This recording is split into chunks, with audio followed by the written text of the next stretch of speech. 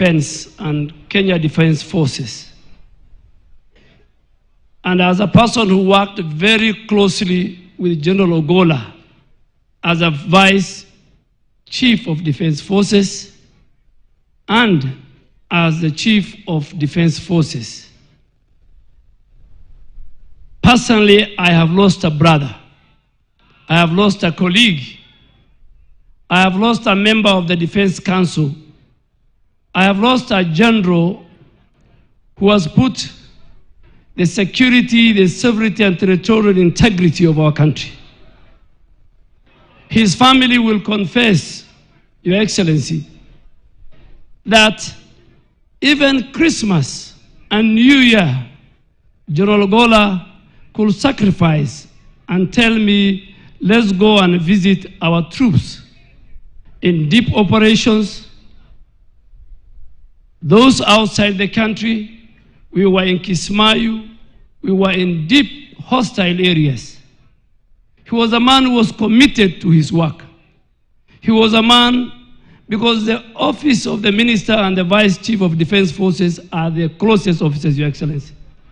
I work with all the Vice Chief of Defense Forces and the Chief of Defense Forces.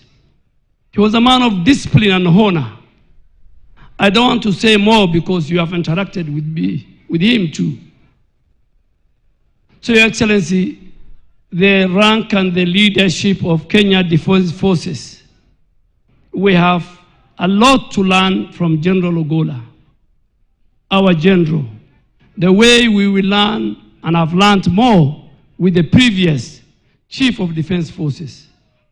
We want to assure you that we will leave the legacy and the dreams of General Ogolla for the safety of our nation, be it in the air, land, and the sea.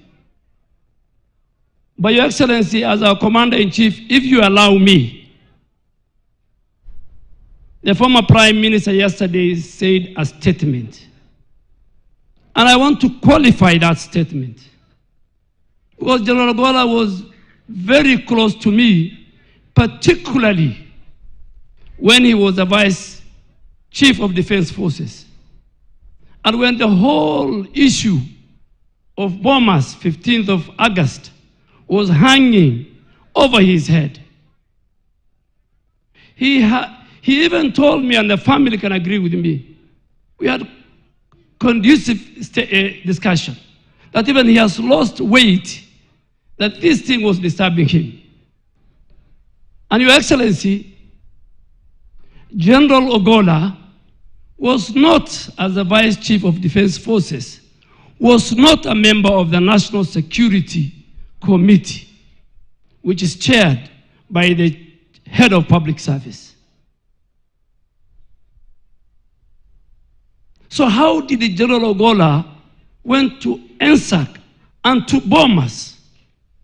And as a Muslim, General Ogolla shared with me text messages of his superiors and members of the National Security Committee then. And he asked 3-4 times. First, in the morning when he was going to NSAC, he showed me the message that he was given, go represent me at NSAC, because of a prior other commitment of the person who was supposed to go. When he went to NSAC, General Ogolla, and a direction was given to him with the other colleagues, with a leader, him as a member, to go to bombers. General Ogolla, as a respectable soldier and general, he asked and sent a text message to his bosses and asked, what am I going to do in bombers? And this has happened. And General Ogolla was told, it's been decided, you go. And I'm narrating what General Ogolla today, he's lying here, this man told me, when he went to bombers, the then chairman of IBC, he told me, kept them for 5 hours. And the 411 came while he was in bombers. saying the results will be announced at 3. And General Ogolla then again sent a text message and saying, now that the result will be announced at 3, as a general, as a soldier, what am I doing here? And he was told, stay with your colleague. That text message is there. When His Excellency yesterday said, I had a one-to-one with the General Ogolla, he gave me permission to have one-on-one discussion with the General Ogolla on a Monday from 7 to 9:30 p.m. in my house. His security, his drivers can confirm. And when he convinced me, because he was a man of God, when he convinced me is when he got an opportunity to relay and talk to the president with those 3 statements at the end of his discussion with the president. Today, I want to confirm that because of what happened to General Ogolla, the president as the chairman of the National Security Council, so that for it not to happen again, the president has directed last year that members of the National Security Committee, the IG, the DG NIS, the head of public service, PS Interior, PS Defense, CDF, PS Foreign Affairs, PS Treasury, and the Solicitor General can never again delegate the attendance of that membership to their juniors. Because tomorrow, another member of the National Security Committee will commit the same crime. So Honorable Raila Odinga was very right. Very right. And I came today to qualify his statement that General Ogolla, a man he knows, would not have gone to bomb us. And the people who sent him to bomb us, some of them are here. Some of the people who sent him to bomb us, some of the people who sent him to bomb us are known. They are members. So sometimes, the way Joel said, let us not create a false narrative about General Ogolla. Your Excellency, allow me again to make another confession as your Minister for Defense. Many of my colleagues ask me, you used to be a vibrant politician, you have changed. I have changed because I went to a different environment. Your Excellency, when General Tonje introduced that gentleman's agreement, there was General Opande, who he recommended to be the next CDF. But he did not. He was not given that chance. The law says that a CDF will serve for 4 years or at the attainment of 62 years, whichever comes first. Your Excellency, this region has produced decorated generals. General Owiti, General Opande, and many others.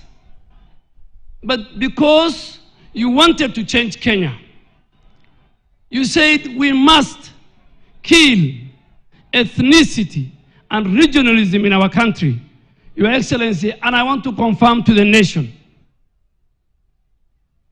there were many people within even our ranks who said General Ogolla should not be appointed. But they had only one reason. Very unfortunate. Very unfortunate, the reason of 15th of August. They forgot all the other credentials of General Ogolla. Your Excellency, you have confirmed to the nation you are not a petty leader. You are not a vengeful leader. You are not a person who will follow what happened, Your Excellency. As your Minister for Defense, you made a deliberate, with a finality, based on the credentials. He was a smart general. He was one of our finest F-15 jet fighter. He has trained everybody here, including the current Air Force commander. He was a man of humility. He could walk to my office and to all the offices. I could walk to his office. Your Excellency, one day he came to me and asked me in the holy month of Ramadan, Minister, can I fast with you for 7 days? Your Excellency, you decided, you directed, and I went and passed the council, the Defense Council, your decision on the 27th of April 2023, the appointment of General Ogolla, among others. And on 28th, you saw him as your next CDF. He died, you saw him on 28th of April 2023. He died on the 18th of April 2024, 10 days before he made to 1 year. He had good plans, Your Excellency, for the 15th of May this year of our graduation. And he told you the reforms he will introduce, and you will see it because our team is here. Your Excellency, you'll go into the annals of history as a person who appointed not only General Ogolla, not only Raymond Omolo, not only many Kenyans to key security positions, including myself, without regard to ethnicity, to the region they come from, and to how their communities voted in last election.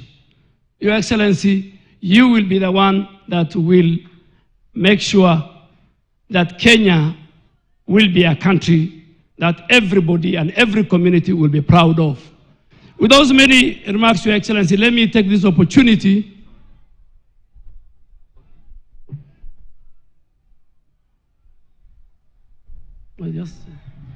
Your Excellency, managing coalitions, as you know, is never easy. I need to tell you that I spoke on behalf of Mwangi Wairia, the party leaders of Usawa, and Mheshimiwa Wajakoya of Roots Party. Thank you. I forgot to mention the governor as well. I will. Governors who are present here, I saw Governor Otoma.